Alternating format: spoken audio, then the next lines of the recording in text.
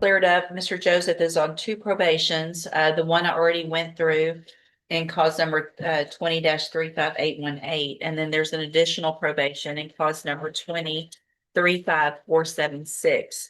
Mr. Joseph is on probation in that case for possession of a controlled substance, a second-degree felony. That was a 10-year term that was probated for 10 years and also has those same allegations. And so what I'll do, just for purposes of this hearing, there's no bonds on either of the cases, correct? Correct. And I'll let you kind of file after court the representation and that request for a bond, but let's go ahead and hear it all at this time. Okay. And so, Mr. Lewis, do you have a witness on the bond? Mr.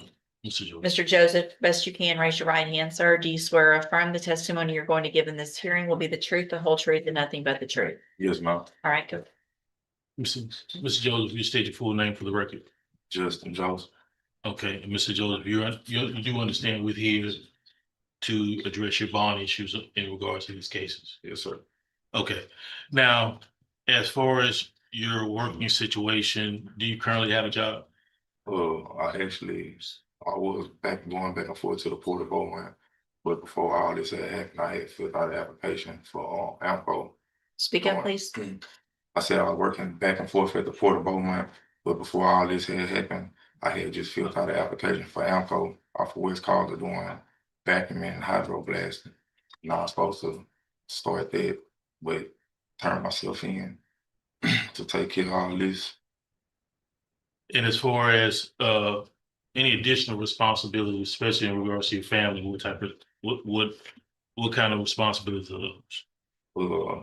Kids, and I take care of my uncle that just recently fell from out of the ceiling or out of the attic or whatever. He broke his hip bone, so I'll be having to help him, take care of him, take him in and out the bathtub. Have to take him to the restroom because he can't walk and he don't have a walk or anything like that. So you basically his primary caregiver when you're not working? Yes, sir. Okay. Now as far as expenses, do you have any property or any money saved to put up that you could put forward the bond? Yes. Okay. Approximately how much of a bond would you be able to make?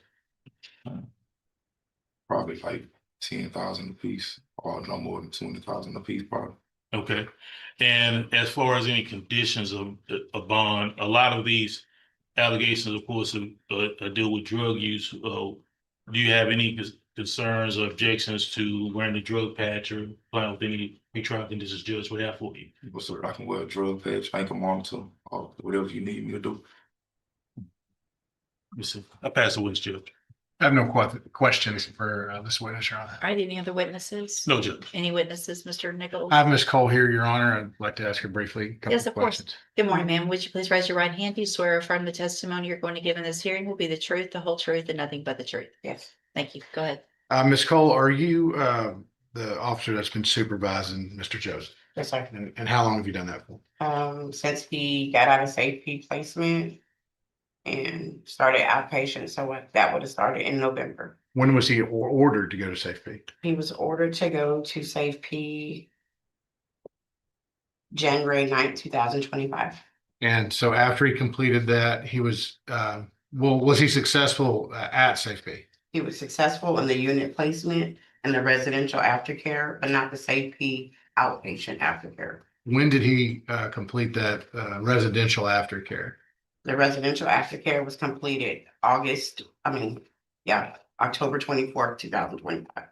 And then after that, he transitions to the outpatient aftercare. Yes, Is that sir. correct? When did he transition up there? He started that November 18th, 2025, when he returned to Jefferson County. And is that when the violations began? Yes, sir. And what were the nature of those violations?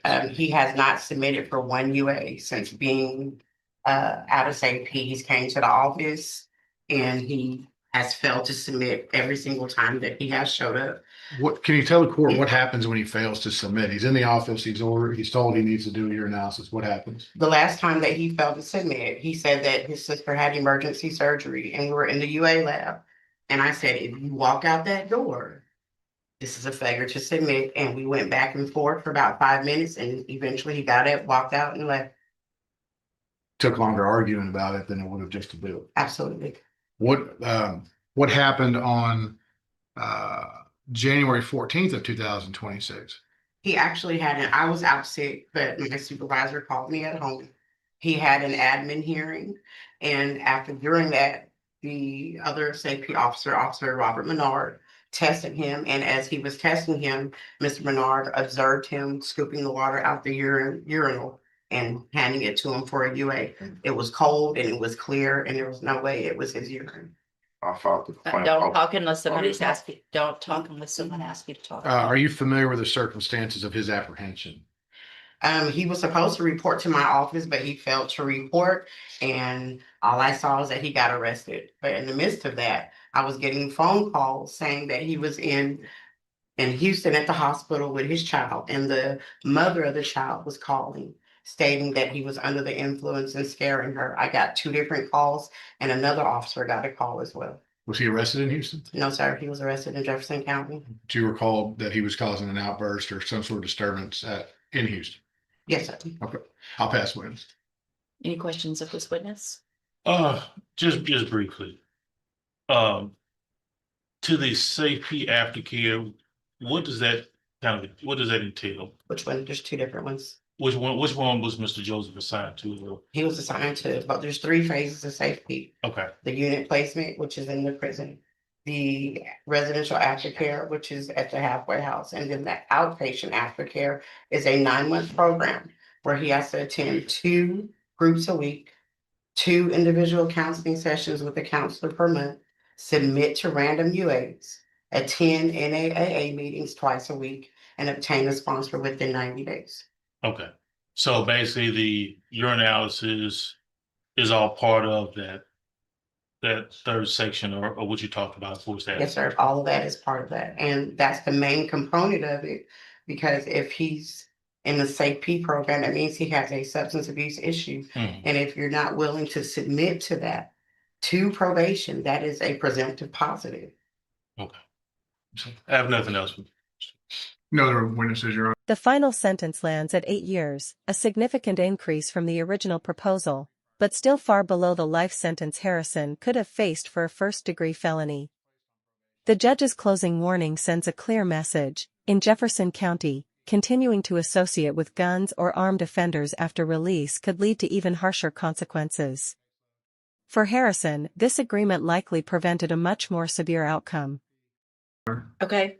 And so, Mr. Nichols, what's the state's position? Judge, he's got 3 prior felony convictions. He's on straight probation on these 2 cases. At the time he was placed on probation, a felon in possession of a firearm case and a possession of phencyclidine PCP case were also dismissed. He was put on high-medium caseload. He's failed to follow through with what he's been ordered to do with SAFE. He was ordered a little over a year ago to do the SAFE program and has chosen not to comply with the requirements of it afterwards, and he's tried to falsify